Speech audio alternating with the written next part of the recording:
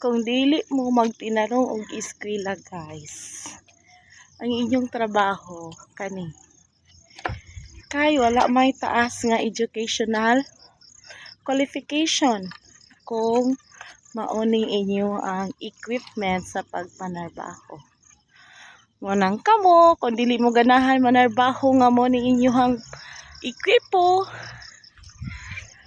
magtuon og maayo, maghatag og time or panahon sa pag-eskwela aron dili padulong sa ing-ani nga trabaho. Dili lalim ang magtrabaho ani. Init, bugat, abog ang imong masinati. Pero kung sila tanan nagtirarong og eskwela, wala pud tay masugo sa ing-ani nga trabaho. Pusa, bulahan ra gyud nga naay bulakbol sa eskwela. Kay naa sila'y trabahong makit-an bisan ing-ani lang.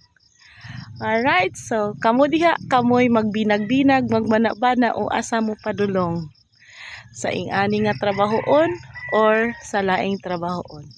Thank you for watching.